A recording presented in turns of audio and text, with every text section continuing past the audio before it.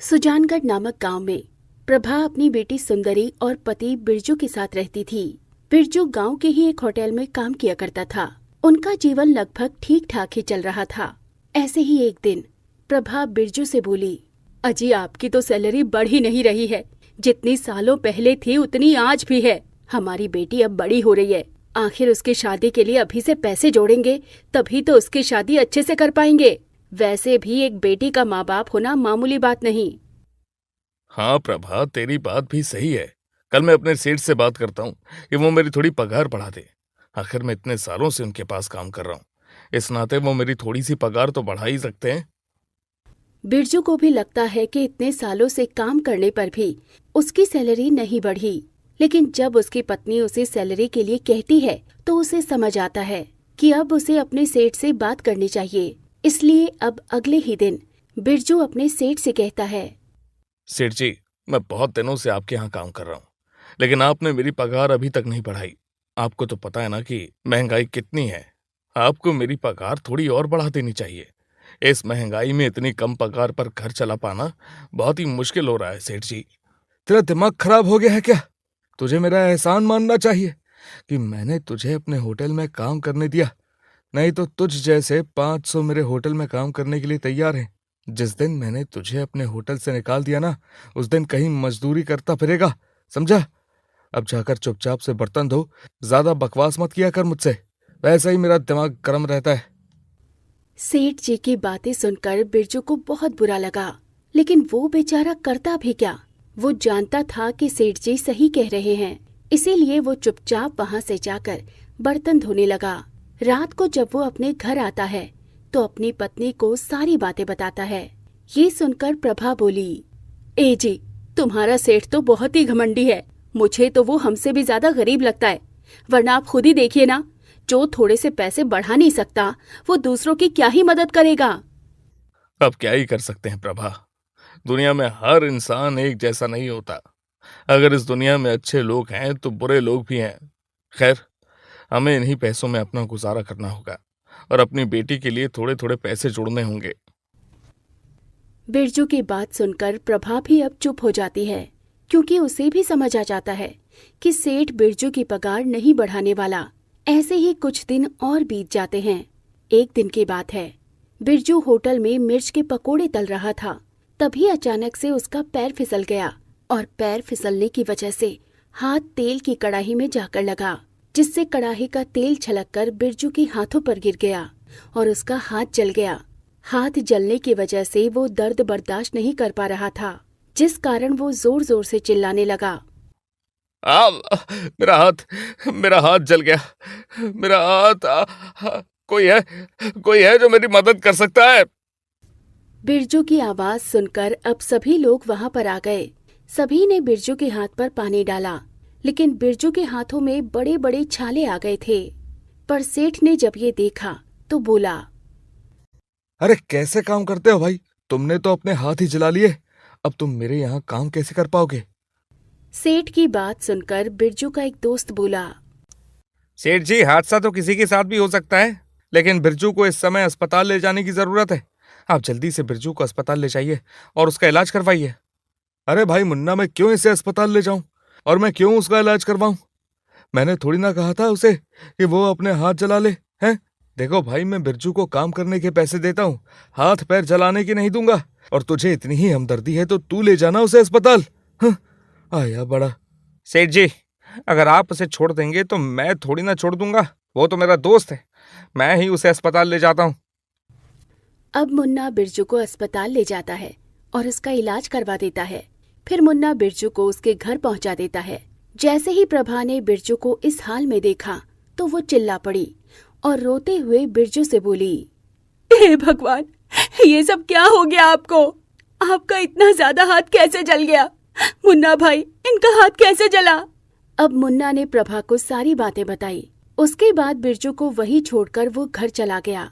तब प्रभा बोली, अब आप उस सेठ के यहाँ कभी भी काम पर मत जाना। बड़ा ही निर्दयी है वो। भगवान भी न जाने क्यों ऐसे लोगों का भला करते हैं जो किसी गरीब की मदद नहीं करता। नहीं प्रभा, गलती मेरी ही थी। मुझे ही ध्यान से काम करना चाहिए था। अगर मैं ध्यान रखता तो शायद ये हादसा मेरे साथ नहीं होता। लेकिन बिरजू भैया, भाभी बिल्कुल ठीक कह रही हैं। आप भले ही बाद में आना काम पर, लेकिन फिलहाल थोड़ा आराम की जरूरत है आपको। मुन्ना की बात सुनकर बिरजू अब उन सब की बात मान लेता है और अब बिरजू घर पर ही रहता और आराम करता। कुछ दिनों तक तो बिरजू की दवाइयाँ चली, लेकिन फिर दवाइयाँ भी खत्म हो गई। तब एक दिन बिरजू बोला, प्रभा, घर में सारे पैसे खत्म हो गए हैं। ऐसा करता हूँ कि फिर से सेठ जी के यहाँ पर काम पर जाता हूँ। अरे अगर मैं कुछ तलने का काम नहीं कर सकता तो कम से कम बर्तन तो धो ही सकता हूँ, साफ सफाई तो कर ही सकता हूँ, ग्राहकों को खाना तो दे ही सकता हूँ। अजी कैसी बातें कर रहे हैं आप? इस हाल में आप काम कैसे करेंगे? काम तो करना पड़ेगा प्रभा। ऐसे हाथ पर हाथ रखकर बैठने से घर का खर्च नहीं चलेगा, और अगर हमें अपना घर चलाना है तो मुझे काम करना पड़ेगा, क्योंकि घर बैठे रहने से ना तो पैसे आएंगे और ना ही कोई दूसरा काम हो सकेगा। ऐसा कहकर बिरजू सेठ की होटल की तरफ निकल जाता है। जैसे ही वो होटल के अंदर आता है, उसे देखकर सेठ जी कहते हैं, अरे बिरजू, तू क्यों आया है भी काम पर? तुझे तो घर पर आराम करना चाहिए। सेठ जी, अगर मैं इससे ज्यादा आराम करूंगा तो मेरे घर पर खाना कैसे बनेगा? वैसे भी अब मुझे ठीक लग रहा है। आप तो बस मुझे काम बता दीजिए और मैं काम करता हूँ। ठीक है बिरजू, तेरा एक हाथ जला है, लेकिन दूसरा ठीक है। तू किचन में जा और मिर्च के पकोड़े तल। आजकल बस मिर्च के पकोड़े की ही ज्यादा डिमांड आ रही है होटल में। अब बिरजू किचन में जाता है और मिर्च के पकौड़े तलने लग जाता है। 1-2 घंटे तक तो ठीक रहा, लेकिन उसके बाद चूल्हे की आंच की वजह से बिरजू का जला हुआ हाथ बहुत जलन करने लगा। कुछ देर तो बिरजू जलन बर्दाश्त करता है, लेकिन उसके बाद जलन बहुत ज्यादा बढ़ जाती है। अब बिरजू सेठ के पास आता है और कहता है, सेठ जी, इस जले हुए हाथ में बहुत जलन हो रही है, इसलिए अब मैं मिर्च के पकोड़े नहीं बना पाऊंगा। मुझे मेरी 2 घंटे की मजदूरी दे दीजिए। सेठ ने बिरजू को कुछ रुपए पकड़ा दिए। बिरजू रुपयों को लेकर घर आ गया और अपनी पत्नी को देते हुए सारी बातें बताई। लाए हुए पैसों से बिरजू की पत्नी ने खाना बनाया और बोली, अजी जो भी हो जाए, लेकिन कल से आप सेठ जी के यहाँ पर काम पर नहीं जाओगे। लेकिन प्रभा, यदि मैं सेठ जी के यहाँ पर काम पर नहीं गया तो हमारा घर का खर्च कैसे चलेगा? उसके बारे में भी मैंने सोच लिया है। आजकल गांव में सबसे ज्यादा लोग मिर्ची के पकोड़े ही खा रहे हैं। सेठ की होटल में भी सबसे ज्यादा मिर्ची के पकोड़े बिकते हैं। मैंने सोच लिया है कि मैं मिर्च के पकोड़े का ठेला लगाऊंगी और गरम गरम तलकर मिर्च के पकोड़े बेचूंगी। ये सुनकर सुंदरी बोली, माँ, ये तो तुमने बहुत अच्छा सोचा। इस काम में मैं भी आपकी मदद करूंगी। बिरजू ने जब प्रभा और सुंदरी के हौसले को देखा तो उसने भी हाँ कर दी। अगले दिन बिरजू प्रभा को साथ लेकर मिर्च के पकोड़े बनाने का सारा सामान दिला कर ले आया। शाम हो चुकी थी। प्रभा ने जल्दी जल्दी अपने ठेले को सजाया और मिर्च के पकोड़े बनाकर बेचने के लिए निकल पड़ी। उसने सेठ की होटल के सामने ही अपने मिर्च पकोड़े का ठेला लगाया और आवाज देने लगी, गर्मा गर्म मिर्च के पकोड़े खा लो, गर्मा गर्म मिर्च के पकोड़े, करारे करारे मिर्च के पकोड़े। प्रभा की आवाज सुनकर कुछ लोग उसके ठेले पर मिर्च के पकोड़े खाने आए। तभी एक ग्राहक बोला, बहन जी, जरा मुझे भी गर्मा गर्म मिर्च के पकोड़े तो लगाना। हाँ हाँ भाई साहब, अभी लगा देती हूँ। प्रभा ने मिर्च के पकोड़े लगाए। ग्राहक खाकर बोला, बहन जी, आपने तो बहुत ही स्वादिष्ट मिर्ची के पकोड़े बनाए हैं। मैं अपने सभी दोस्तों को बताऊंगा कि वो आपकी मिर्च के पकोड़े एक बार जरूर ट्राई करें, क्योंकि वो सेठ की होटल से भी अच्छे हैं और सस्ते भी। ऐसा कहकर ग्राहक वहां से चला गया। तभी कुछ और ग्राहक वहां पर आ गए। एक तरफ सुंदरी बेसन में मसाले डालकर घोल बना रही थी और साथ ही मिर्च को बीच में से काट काट कर रखती जा रही थी, तो दूसरी तरफ प्रभा मिर्च के पकोड़े तलती जा रही थी। उन दोनों के सारे मिर्च के पकोड़े खत्म हो गए। वो लोग शाम को घर आए और बिरजू को सारी बात बताई।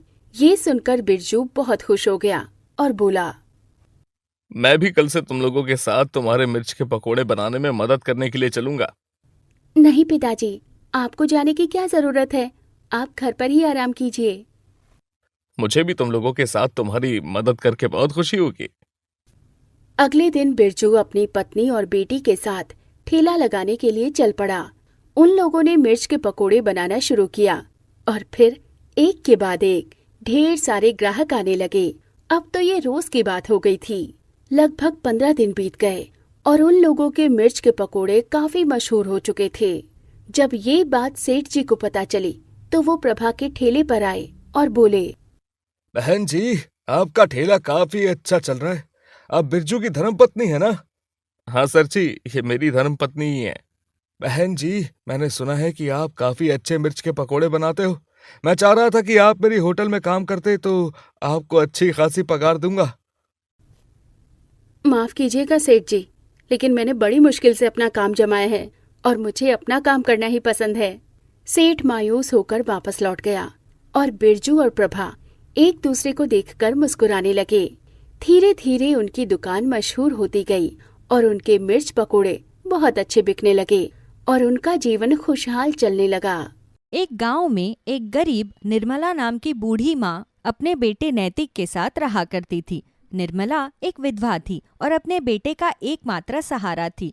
निर्मला का सपना था कि वो अपने बेटे नैतिक को एक सफल इंसान बनाए, इसलिए वो घर घर जाकर साफ सफाई और खाना बनाने का काम करती थी। माँ, मुझे शहर के कॉलेज में दाखिला मिल गया है। अब मुझे पढ़ाई के लिए शहर जाना होगा। बेटा, ये तो बहुत बड़ी खुशी है। मैं तुझे जरूर शहर भेजूंगी।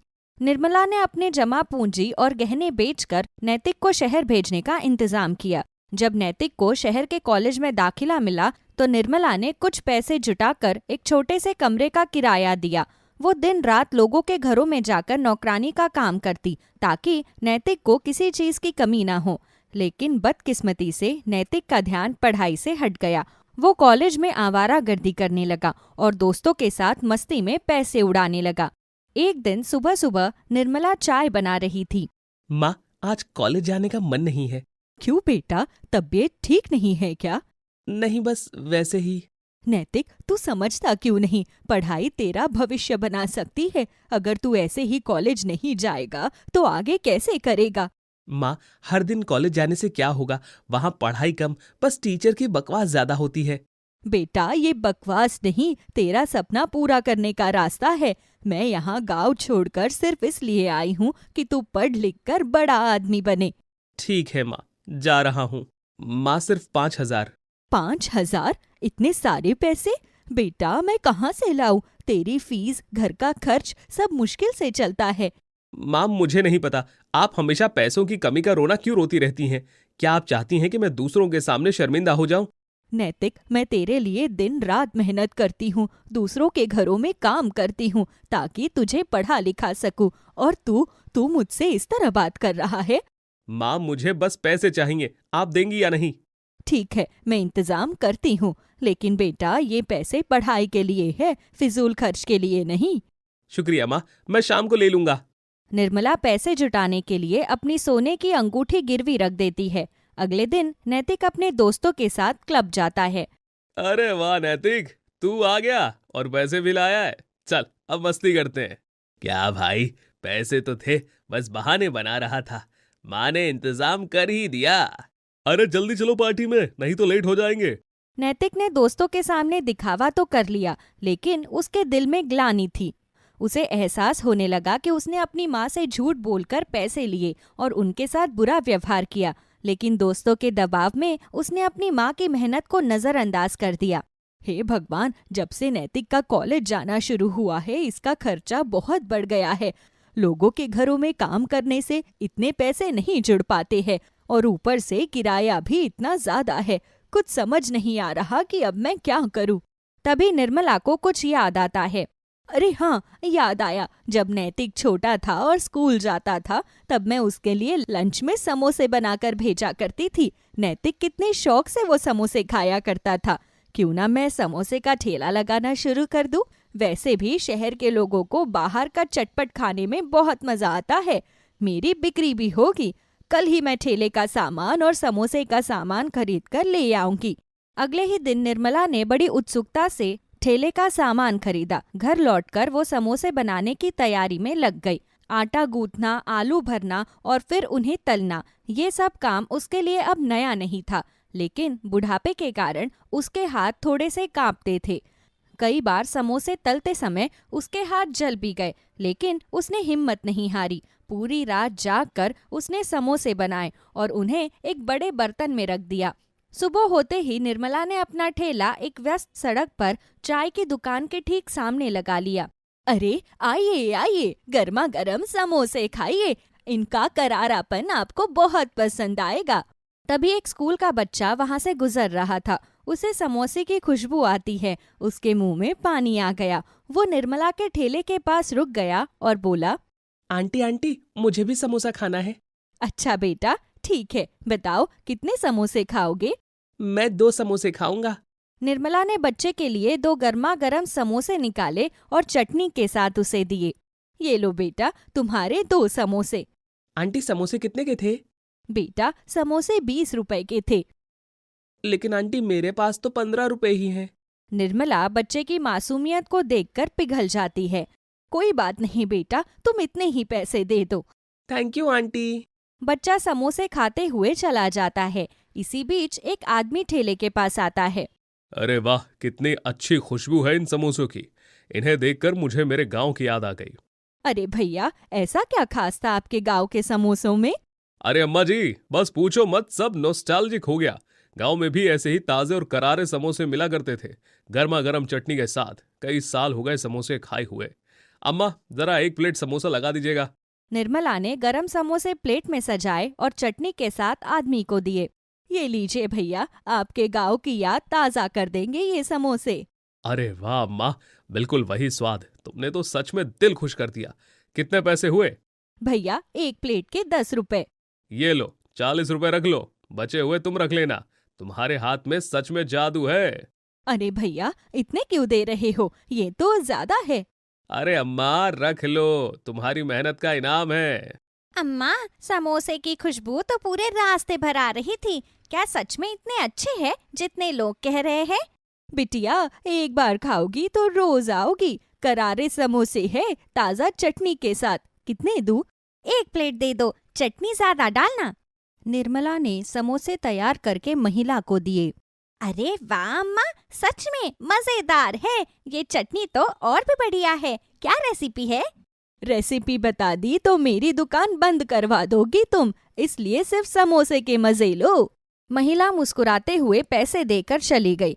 सुबह और शाम के समय लोग जब चाय की टपरी पर आते तो निर्मला के समोसे का आनंद भी लेते, जिससे पहले दिन निर्मला की अच्छी कमाई हो जाती है। एक दिन जब निर्मला ठेला लगाकर अपने समोसे बेच रही थी तो उसकी दुकान पर नैतिक और उसका दोस्त आता है।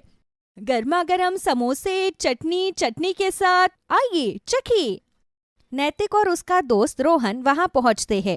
रोहन समोसे की खुशबू से खींचा चला जाता है। अरे वाह, क्या जबरदस्त खुशबू है। चल नैतिक, यहाँ के समोसे खाते हैं। अरे नहीं यार, कहीं और चलते हैं। अम्मा, 2 प्लेट समोसे लगा दो। जी बेटा, अभी देती हूँ। निर्मला समोसे निकालकर प्लेट में सजाती है और चटनी डालकर दे देती है। लो बेटा, गर्मा गर्म समोसे। चटनी ज्यादा चाहिए तो बोल देना। रोहन एक समोसा खाता है, फिर मुंह बनाता है। अरे ये क्या, समोसे तो ठंडे हैं और ये चटनी भी ज्यादा तीखी है। कहीं ये ठेला सिर्फ दिखावा तो नहीं है? लगता है ये समोसे तो सिर्फ मजबूरी में ही खाएगा। नैतिक का चेहरा शर्म से लाल हो जाता है। वो चुपचाप खड़ा रहता है।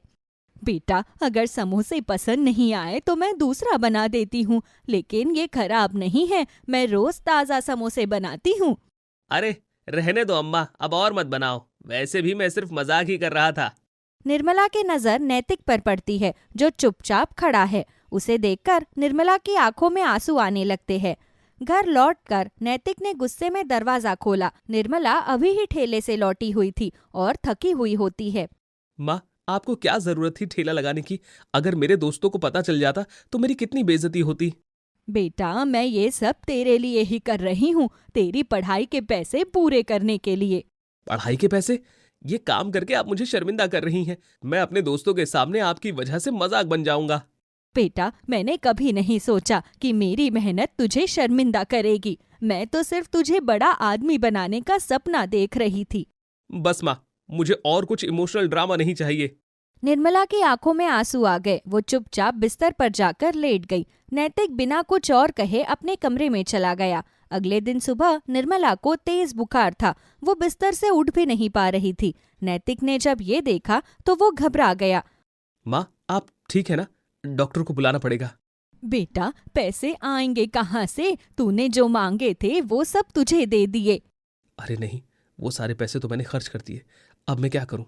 एक काम करता हूं, आज ठेले पर समोसे बना लेता हूं। जो पैसे कमाऊंगा उससे दवाई ले लूंगा।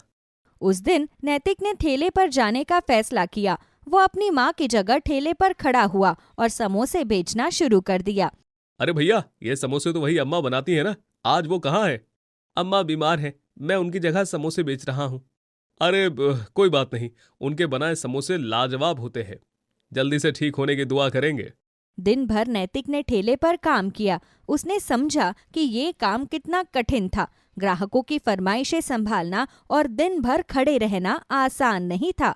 शाम को जब वो घर लौटा तो उसकी माँ बिस्तर पर लेटी थी। वो उसके पास बैठ गया और रोने लगा। माँ, मुझे माफ कर दो। मैंने आपकी मेहनत की कदर नहीं की। मुझे समझ में आ गया कि आप मेरे लिए कितना कुछ करती हैं।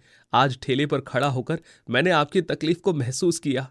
बेटा, तू समझ गया, यही मेरे लिए काफी है। मुझे तुझसे कोई शिकायत नहीं। बस तू अपने सपने पूरे कर, यही मेरी मेहनत का इनाम होगा। नैतिक ने अपनी माँ को गले लगा लिया। उस दिन के बाद नैतिक ने अपनी पढ़ाई पर पूरा ध्यान दिया।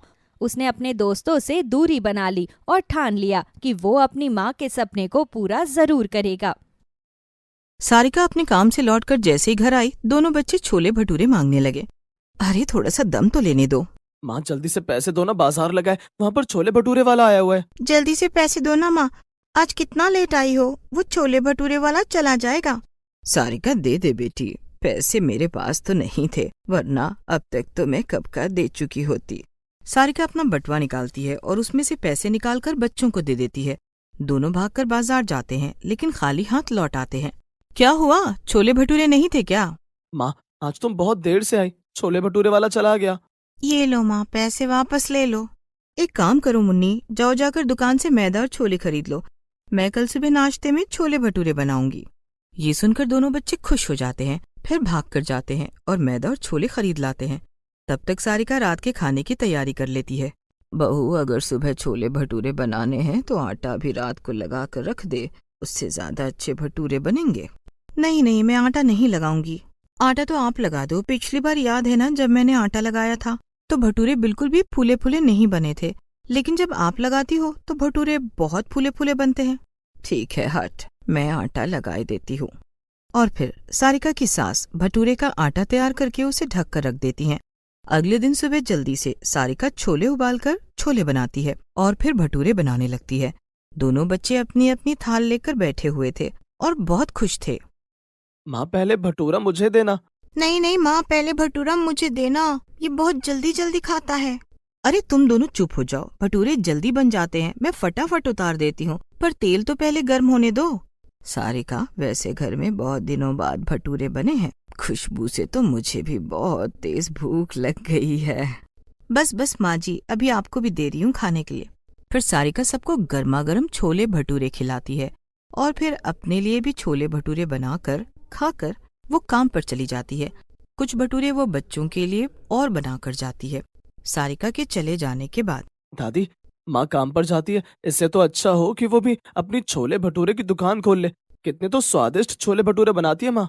और नहीं तो क्या दादी, इस तरह हमारा भी मन होगा, हम भी छोले भटूरे खा लिया करेंगे। तुम दोनों बहुत चटोरे हो गए हो, जाओ जाकर बाहर खेलो। दोनों बच्चे बाहर खेलने चले जाते हैं। वहीं सारिका की सास सोचने लगती हैं, अगर वो लोग छोले भटूरे का ही काम करें तो पैसा ज्यादा कमा सकते हैं।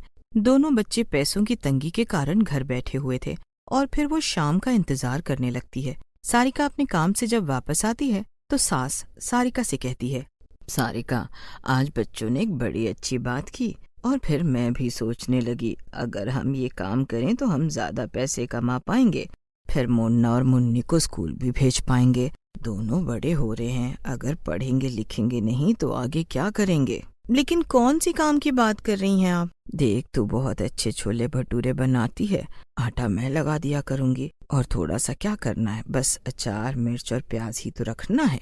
आपके कहने का मतलब कि हमें छोले भटूरे का काम शुरू करना चाहिए, लेकिन ये इतना आसान नहीं है, दूर के ढोल सुहावने लगते हैं।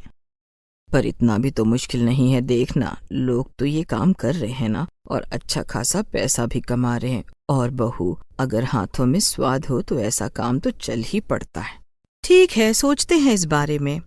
अगले दिन सारिका की छुट्टी थी। वो घर के काम को खत्म कर रही थी और दोनों बच्चे बाहर खेल रहे थे। तभी बाहर शोर की आवाज सुनाई देती है। सारिका बाहर जाती है तो देखती है उसके बच्चों को पड़ोसन मार रही है। अरे अरे, क्या हो रहा है? इस तरह क्यों मार रही हो? मारू नहीं तो और क्या करूं? पढ़ने लिखने तो जाता नहीं है, यहाँ पर पूरा दिन खेलता रहता है। देख, इसकी बॉल से मेरे घर का शीशा टूट गया। तो क्या इसकी पिटाई करने से तुम्हारा शीशा जुड़ जाएगा? अरे, तुम लोगों की गरीबी देखकर तो मैं कुछ नहीं कह रही हूँ, वरना तो पूरे पैसे वसूल कर लूं। और सारिका, बुरा मत मानना, अपने बच्चों को स्कूल भेजो, वरना इसी तरह आवारागर्दी करते रहेंगे। ये सुनकर सारिका को बहुत बुरा लगता है। वो दोनों बच्चों को घर बुला लेती है। क्या हुआ सारिका, क्यों चिल्ला रही थी पड़ोसन? सर पर आदमी का हाथ है, कमाने नहीं जाना पड़ता ना, इसीलिए आवाज गज भर लंबी निकल गई है। गरीबी के ताने दे देकर मन की भड़ास निकाल रही थी। और तुझे कितनी बार मना किया कि बाहर जाकर इस तरह बॉल को इधर उधर मत फेंका कर।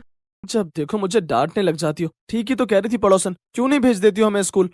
ये सुनकर सारिका चुप हो जाती है। उसकी सास की बात उसके दिमाग में घूम रही थी और वो तभी ठान लेती है कि वो अपना काम करेगी। माँ जी, मैं कुछ सामान लेने के लिए बाजार जा रही हूँ, अभी आती हूँ थोड़ी देर में। ठीक है, पर बच्चों की बात का बुरा मत मान। बात तो मन को लग चुकी है, अब बुरा क्या और अच्छा क्या।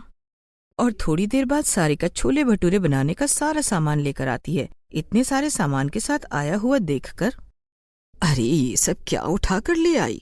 आपने ही तो बोला था कि चलो छोले भटूरे का काम शुरू करते हैं, तो बस मैं सारा सामान ले आई हूँ। हम लोग कल से ही छोले भटूरे की दुकान लगाएंगे और इसमें आपको मेरी मदद करनी होगी। हाँ हाँ, क्यों नहीं, मैंने कब मना किया है। फिर सारिका किराए की रेहड़ी के लिए बात करने के लिए जाती है। 50 रुपए दिन में बात तय हो जाती है। फिर वो रेहड़ी को अपने घर ले आती है। रात को छोले भिगो कर रख देती है और उसके साथ छोले भटूरे का आटा तैयार कर देती है। अगले दिन सुबह सारिका छोले को उबालकर उसमें मसाले डालकर एक बड़े से बर्तन में रखकर रेहड़ी पर रख लेती है और फिर छोले भटूरे का आटा भी साथ में रख लेती है। तुम दोनों ऐसे क्या देख रहे हो? चलो जल्दी से कपड़े बदलो और मेरे साथ चलो। माँ जी, आप भी चलो, मैं अकेले ये काम नहीं कर पाऊंगी और पहला दिन है इसलिए मुझे बहुत घबराहट भी हो रही है। अरे घबराने की कोई बात नहीं है, घर में जैसे बनाती हो बिल्कुल वैसे ही वहाँ पर बनाने हैं। और फिर वो सब लोग छोले भटूरे की रेहड़ी लेकर एक जगह पर जाकर खड़े हो जाते हैं। सारिका चारों तरफ झाड़ू लगा देती है, उसके बाद पानी का छिड़काव करती है और भगवान का नाम लेकर दुकान शुरू करती है और पहले भटूरा निकाल के अन्नपूर्णा देवी को चढ़ाती है। माँ, मेरे लिए भी बना दो। नहीं नहीं, बिल्कुल भी नहीं, तुम दोनों चुपचाप यहाँ पर बैठे रहो। पहले कोई ग्राहक आएगा, मैं उसको दूंगी, उसके बाद ही तुम दोनों को दूंगी। और दोनों बच्चे चुपचाप बैठ जाते हैं। तभी एक आदमी वहाँ पर आता है और छोले भटूरे खाने के लिए मांगता है। यहाँ तो कोई भी छोले भटूरे की दुकान नहीं थी, तुमने आज ही लगाई है क्या? हाँ हाँ, आज हमारा पहला दिन है। देखो भाई, मुझे खाना अच्छा लगेगा तभी मैं पैसे दूंगा। मैं खाने का बहुत शौकीन हूँ, लेकिन अच्छे खाने का। अपनी तारीफ करूंगी तो आपको लगेगा कि अपने मुंह मियां मिट्ठू हो रही हूँ, लेकिन आप खुद खा कर देख लीजिए और अगर अच्छे ना लगे तो पैसे भी नहीं लूंगी। फिर तो खाकर देखना ही पड़ेगा। और वो आदमी गर्मा गर्म भटूरे का एक टुकड़ा निकालकर छोले में लगाकर जैसे ही मुंह में डालता है, उसके मुंह से पता चलता है कि वो उसे बहुत स्वादिष्ट लगा। वो आदमी जल्दी से छोले भटूरे दोनों के दोनों खा जाता है और 40 रुपए सारिका को देता है। एकदम लाजवाब स्वाद था। आपका शुक्रिया, आपको अच्छा लगा खाना? और फिर वो आदमी मुस्कुराता हुआ वहाँ से चला जाता है। धीरे धीरे करके कुछ लोग और आते हैं और सारिका से छोले भटूरे खरीद लेते हैं। वहीं सारिका के दोनों बच्चे भूख से बेहाल होने लगते हैं, तो सारिका दोनों बच्चों को भी खाने के लिए छोले भटूरे देती है। मेरा तो सपना पूरा हो गया। मैं तो हमेशा से चाहती थी कि माँ एक छोले भटूरे की दुकान हो और मैं वहाँ बैठकर गर्मा गर्म छोले भटूरे खाऊं। सुन रही हो सारिका अपनी चटोरी बेटी की बात? और सारिका हंसने लगती है। अरे सारिका, सब दुकानों का अपना नाम होता है, तो अपनी दुकान पर कोई नाम नहीं लिखा है, क्या नाम रखना चाहेगी? अरे हाँ, दुकान का नाम भी तो होना चाहिए। तो ठीक है, अब हम अपनी दुकान का नाम रखेंगे सास बहू के छोले भटूरे। लेकिन सारी मेहनत तो तुम कर रही हो। बिल्कुल भी नहीं, अगर आप भटूरे का इतना अच्छा आटा ना लगाओ तो मेरे भटूरे तो कोई खरीदेगा ही नहीं, इसलिए दुकान का नाम तो सास बहू के छोले भटूरे ही होंगे। तभी कुछ लोग और आ जाते हैं और सारिका जल्दी जल्दी गरम गरम छोले भटूरे निकाल कर खाने के लिए देती है। पूरे दिन काम करने के बाद जब सारिका पैसे गिनती है तो उसे बहुत खुशी होती है। पहले दिन के हिसाब से तो अच्छी कमाई हुई है। अगर इसी तरह होती रही तो मैं इस महीने के आखिर तक दोनों का एडमिशन स्कूल में करा दूंगी। हाँ हाँ बहू, क्यों नहीं होगी, देख लेना, रोज तुम्हारे काम में दिन दूनी रात चौगुनी बरकत होगी।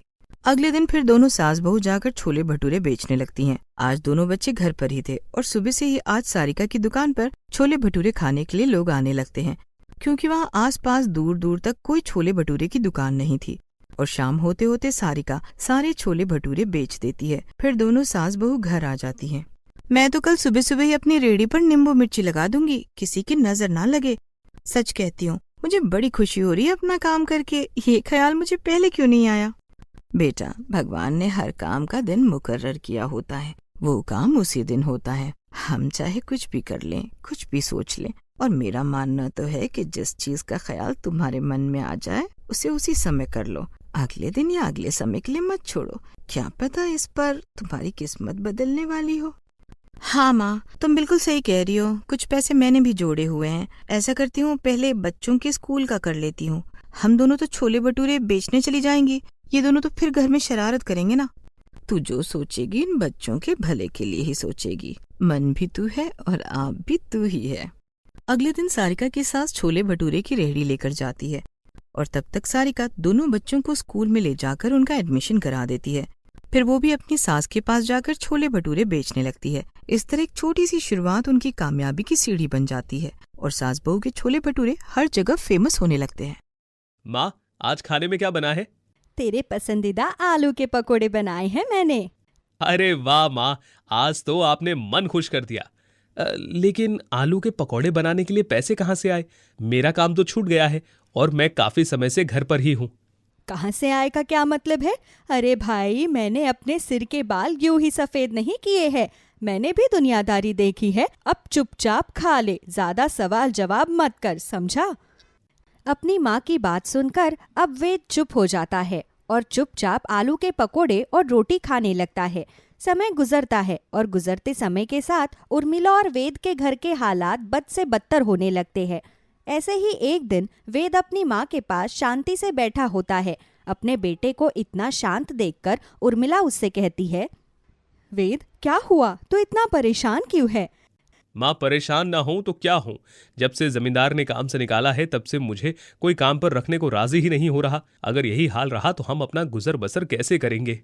बेटा वेद, भगवान के घर देर है अंधेर नहीं। और वैसे भी अगर तुझे कोई काम नहीं दे रहा तो क्या हुआ? तेरे माँ के हाथ में इतना हुनर है कि वो आज भी अकेले घर चला सकती है। माँ, ये आप कैसी बातें कर रही हैं? अरे जवान बेटे के होते हुए आप काम करेंगी? अरे तो मैं कौन सा कह रही हूँ कि मैं जिंदगी भर काम करूंगी। जब तुझे कहीं काम मिल जाएगा तो मैं काम छोड़ दूंगी। उर्मिला काम की जिद करती है और अपनी माँ की जिद के आगे वेद अपने घुटने टेक देता है। समय गुजरता है और इस तरह उर्मिला एक ढाबे पर काम करने लगती है। ऐसे ही एक दिन उर्मिला ढाबे पर काम कर रही होती है कि तभी वेद अपनी माँ के पास आता है और खुशी से कहता है, आज मैं बहुत खुश हूँ माँ। अरे वाह, ये तो बहुत अच्छी बात है। काफी समय बाद तुझे खुश देखा है मैंने। खैर, इस खुशी का राज क्या है? माँ, मैंने अभी कुछ समय पहले शहर में जॉब के लिए फॉर्म भरा था और आपको पता है आज मुझे वहां से जवाब आया है। वहां मुझे गार्ड का काम मिला है और आपको पता है महीने का कितना वेतन है? कितना बेटा? 30,000 रुपए माँ, 30,000। अरे वाह, ये तो सच में बहुत खुशी की बात है। तू वहाँ टेबल पर बैठ, मैं तुझे खाना लगाती हूँ। आज तूने मुझे बहुत अच्छी खबर सुनाई है। इसी खुशी में ढाबे का खाना मेरी तरफ से। अपनी माँ की बात सुनकर वेद खाने की टेबल पर बैठ जाता है, जिसके बाद उर्मिला अपने हाथ में खाने की प्लेट लिए आती है और उसको देती है। जैसे ही वेद खाने का पहला निवाला मुंह में डालने लगता है कि तभी वहाँ ढाबे का मालिक आता है। तुम ये किस भिखारी को मेरे ढाबे में बिठाकर खाना खिला रही हो? मेरे ढाबे का खाना यूं इस तरह फ्री का नहीं है जो तुम हर किसी को बांटती फिरती हो। माफ करना, लेकिन ये भिखारी नहीं बल्कि मेरा बेटा है भैया। अरे बेटा है तो क्या इसकी पूजा करूं? तुम भले ही मुझे भाई बोलती हो, लेकिन इसका मतलब ये नहीं कि मैं तुम्हारे बेटे के खाने पीने का खर्चा उठा लूं, समझी? माफ करना अंकल जी, लेकिन अगर आप मेरी माँ को पैसे देते हैं तो माँ आपके यहाँ काम करती है और अगर सच में कोई भिखारी होता तो भी क्या आप उसके साथ ऐसा ही व्यवहार करते? बस बस बहुत हुआ। अरे मेरे ही ढाबे में खड़े होकर मुझे ही जलील कर रहे हो। और मिला बहन, अपने बेटे को लेकर यहाँ से चली जाओ। ठीक है साहब, मैं इसको यहाँ से भेज देती हूँ। बहन उर्मिला, शायद तुमने मेरी बात सुनी नहीं। मैंने कहा कि अपने बेटे को लेकर यहाँ से चली जाओ। और हाँ, कल से आने की जरूरत नहीं है तुम्हें। कल तक तुम्हारा हिसाब तुम्हें मिल जाएगा। हाँ तो ठीक है, मैं भी माँ को ऐसी जगह काम करने नहीं दूंगा जहाँ मेरी माँ की इज्जत ना हो। इस तरह वेद अपनी माँ का हाथ पकड़ता है और उसे अपने घर ले जाता है और अपनी माँ से बोलता है, माँ मैं नासमझ नहीं हूँ, मुझे सब समझ में आता है। हाँ, माँ आप ऐसी जगह काम क्यों करती हो जहाँ आपको इतना सुनना पड़ता है? बेटा, घोड़ा अगर घास से दोस्ती करेगा तो वो खाएगा क्या? बेटा, हमारे पास ना तो पैसे है और ना रहने को जगह। तेरे बाबा के जाने के बाद मैंने यहीं से तुझे पाला और सेठ के मकान का किराया चुकाती हूँ। अगर मैंने यहाँ काम नहीं किया तो सब कुछ बिगड़ जाएगा। मेरे पास ना खाने को कुछ बचेगा और ना ही हमारे सर पर छत होगी। माँ, किसी ने बड़े कमाल की बात कही है कि लोग आपके हाथ से छीन कर ले जा सकते हैं, लेकिन आपके नसीब का छीन कर कभी नहीं ले जा सकते। अगर हमारे नसीब में तकलीफ लिखी है तो वो तो हमें भोगना ही होगा। इतना बोलकर वेद अब अगले दिन के लिए पैकिंग करने लगता है और अगले दिन वो शहर के लिए निकल जाता है। समय गुजरता है और गुजरते समय के साथ 1 महीना गुजर जाता है, लेकिन ना तो वेद अपनी माँ को पैसे भेजता और ना ही अपनी माँ से इन दिनों बात करता। ऐसे ही एक दिन उर्मिला अपने घर के बाहर बैठी होती है कि तभी उसकी पड़ोसन सुनीता उसके पास आती है और उससे कहती है, उर्मिला, मैं कई दिनों से देख रही हूँ, तू काफी परेशान रहती है। अब क्या बताऊँ सुनीता, मन तो कर रहा है कहीं जाकर खुदकुशी कर लूं। अरे पागल हो गई है क्या? क्या कुछ भी बोले जा रही है। देखना, बेटे ने कहा कि माँ मुझे शहर में काम मिल गया है, अब से तुझे फिक्र करने की कोई जरूरत नहीं। लेकिन बेटा जब से शहर गया है तब से ना तो उसने 1 रुपया दिया है और ना ही उसने अपनी माँ से कोई बात करी है। अगर ऐसी बात है उर्मिला, तो तू अपना खर्च कैसे चला रही है? मैंने जो ढाबे पर काम किया था वहाँ से मिले पैसों से मैं अपना घर खर्च चला रही हूँ। ना जाने आजकल के बच्चों को क्या हो गया है, वो शहर जाकर अपने बूढ़े माँ बाप को भूल ही जाते हैं।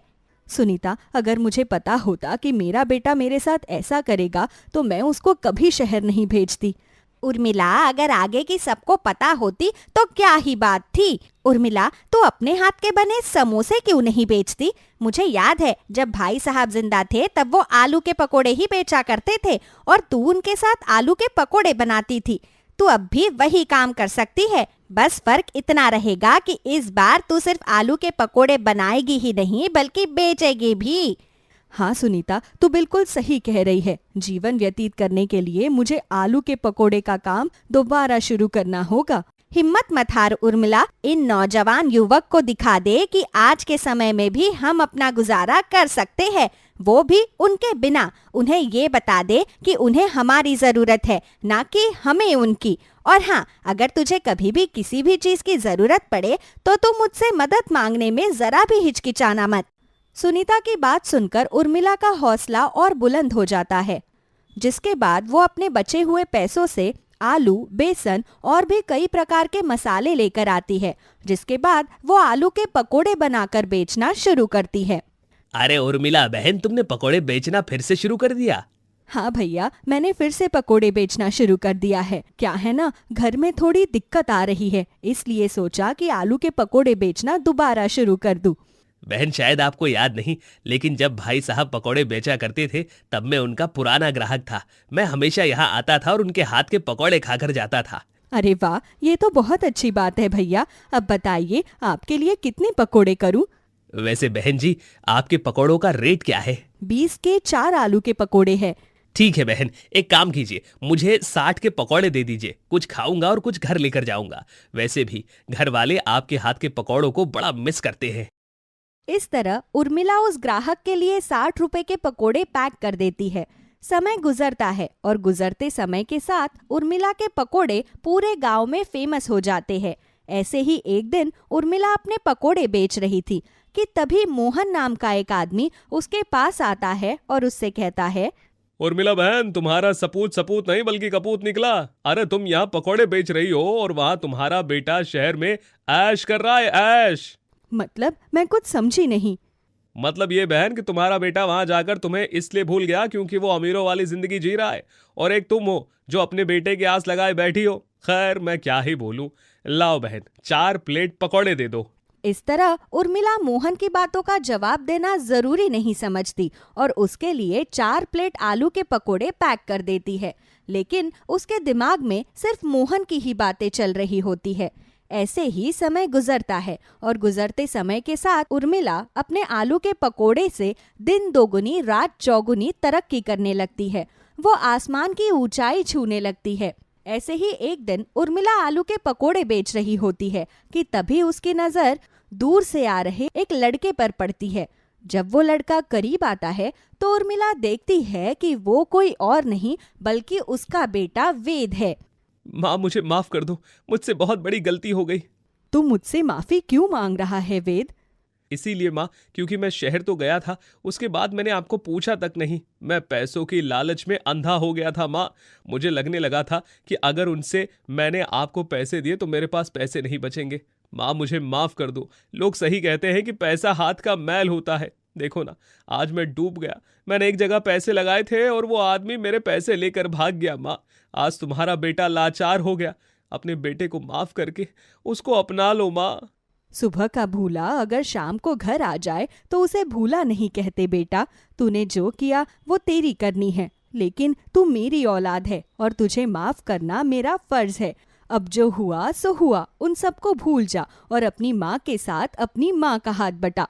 इस तरह उर्मिला अपने बेटे को माफ कर देती है, जिसके बाद वेद अपनी माँ के साथ गांव में ही पकोड़े बेचने का काम शुरू करता है।